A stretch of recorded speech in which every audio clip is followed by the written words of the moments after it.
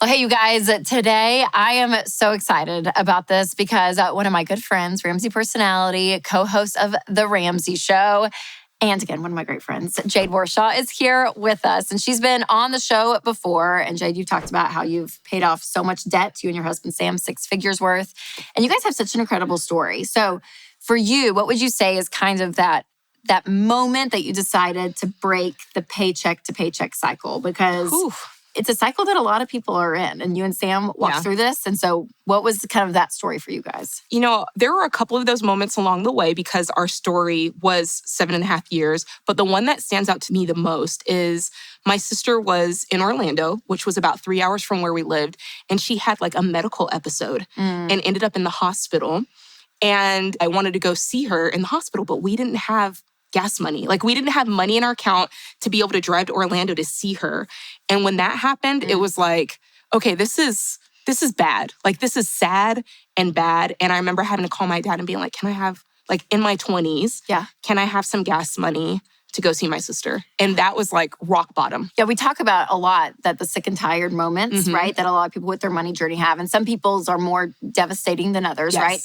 That's what happens, though. And that's where money, I think, is such an interesting part of our life because it coincides, right? Like, we kind of sometimes think our money life and then our regular life, but they are all in one, right? You have 100%. A family moment. Yes. But the money affected how you dealt with that family moment. Do you find that to be true? Like, when you're talking with people and even in your own story? Absolutely. I mean, I literally just said that today. I was doing a social post and the post was all about how people start this money journey, whether it's I'm going to start budgeting, I'm getting out of debt, whatever that is. And they start to realize, wait a minute, I'm arguing with my spouse more. But it's the kind of argument that's like, okay, we're like starting to go on we're getting on the same page, right? Yes. Or you start realizing like, look at my grocery budget, look at how I'm eating. And that turns into a whole thing about what you're putting in your body. So good. Or you just start realizing my career, I'll never be able to earn the money I need in this career, or this career is not satisfying me. So it starts to go into these areas of personal growth. At first, it feels very uncomfortable, but I'm like, no, keep going through it because it's so worth it. Money touches every area. Oh, it's so true. It is such a part of our life. And in order to get control of it, we teach people this thing called gazelle intensity. So those of you on baby steps 2 and 3, you know this, where we're like hardcore, you're going to be doing this, like especially getting out of debt, right? It's just like, I mean, it is scorched earth. And you guys had 7 years of that. So I can only imagine as we're talking about this, I'm like, the human factor though is 7 years of that. I don't think people can like sustain that fully. So what did that look like for you guys? Was there kind of the Ramsey-ish sometimes, or was it like, were y'all perfect, Jade? Oh, at never the gazelle intensity. Listen, definitely not perfect. In the beginning, I'm going to be honest, the hardest part was, and I think a lot of people feel this, credit cards. Everybody thinks that it's their safety net. That's the thing that you think is going to give you security. And we make all these excuses. And I remember our excuse was, well, the way our job is, and we travel a lot for work, and whatever your excuse is to keep credit cards, if you keep them, you will keep putting money on them. And so for us, at first, we saw a lot of like 2 steps forward, 3 steps back. Yes. And you don't make traction that way. And so again, calling back to that story before with my sister, that was like, okay, we have to stop using credit cards, got to cut them up. And then throughout the rest of this 7.5 journey, it's making milestones and finding ways to celebrate. If you pay off $20,000, find a way to celebrate. If you pay off $40,000, find a way to celebrate. But you've got to put those in place ahead of time so that you know what you're working towards if baby step 3 is a long ways away for you. Yes, I know. Because it is exhausting. People do this for 18 to 24 months or more, like you guys. And a way to sustain it is really important. But for you, you always talk about budgeting. Me and you, it's one of our go-to topics that we love. We love budgeting. We do because it gives such control. It gives such power. It gives such knowledge and awareness, and you just feel in control. So for budgeting, how do you encourage people that this is really an important tool to use in your everyday life when it comes to your money? Well, I'm glad that you brought that up, Rachel, because I want to talk. Can I talk about this book? Yes. Oh my gosh. Y'all. Okay. So good. It's Money's so not good. a math problem. Like, this is Money's not a math problem. all about Brilliant. budgeting. Okay. So this is my perspective on budgeting, how to do it, because so many of us, we get the particulars, right? The practical stuff. Okay, I know I've got my every dollar budget. I'm doing it on paper. But then we come up against, wait a second, I'm making this budget. I'm not sticking to it. Yeah. Or my spouse is not involved. Or honestly, like, it's hard for me. Like, we don't enjoy it. And so it becomes something that's a burden to us as opposed to something that's really setting us free.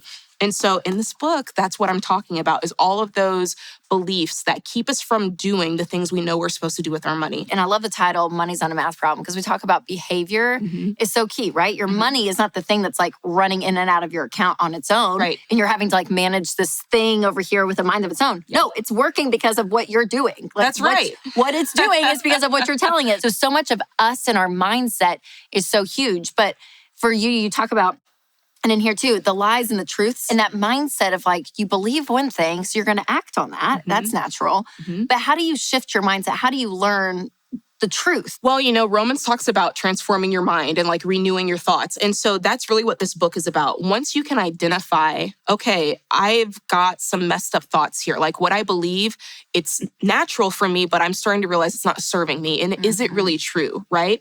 And then from there, it's like, okay, when you listen to things from Ramsey, when you listen to these podcasts, when you sign up for our live streams, those sorts of things, you're getting that truth about money into your system. Yes. And it's really just like that old adage that like whatever you starve dies and whatever you feed grows. And it's the same thing with this money stuff. The more you start surrounding yourselves with people who are telling you the truth about money, the more there's really no room for that other stuff to live and grow. And it honestly starts to die and fall away by the wayside. And you'll look back and you're like, oh my gosh, I cannot believe that the things that I once believed, right? Yes, because you're starting to see the fruit of those new beliefs actually grow in your life. Okay, so you know what's so funny, Jay? I'm sitting here, I'm like, I grew up in a household with the money principles we teach here. I was like brainwashed from an infant of like what to do. So it was, I'm like, this is one area of life that what was said to me, I still act on today, which is such a gift, right? Such a gift.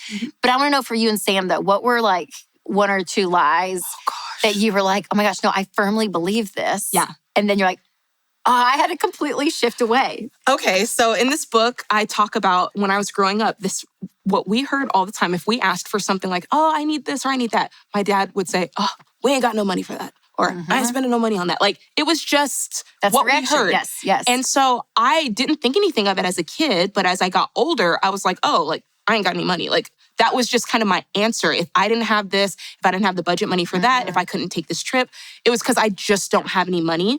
And I started to that was normal. That was just normal. And yours okay. Yeah. Yep. And so in this book, I talk about how because of that, I viewed a budget kind of as a punishment. Like, if you have a budget, you don't have any money. Like, and because of that, if you want to be free, you should just be able to spend and spend and spend.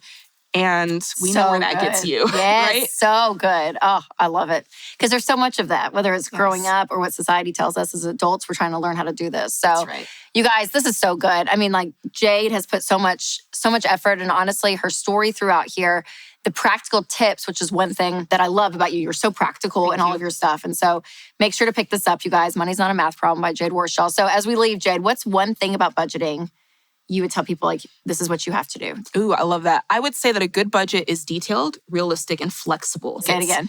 Detailed. So that's like your line items, right? You're going exactly in there. Yep. Realistic. Yes. Like, come on now. Like, today's prices are not yesterday's prices. Like, we need to accept that. Yep. And then obviously flexible. Like, we're learning this. With your life. It takes time to learn it. And then your life is always changing. And it's okay that you might have to move one category and shift categories. Like, that's fine. So detailed, realistic, flexible. I love it, Jade. So good, you guys. So make sure to follow everything Jade's doing on social. So whether it's Instagram, Facebook, all the things. And again, order the book. Money is Not a Math Problem. So they can buy it at ramseysolutions.com/store. That's right. So make sure to pick it up, you guys. Thanks, Jade. Thank you for having me.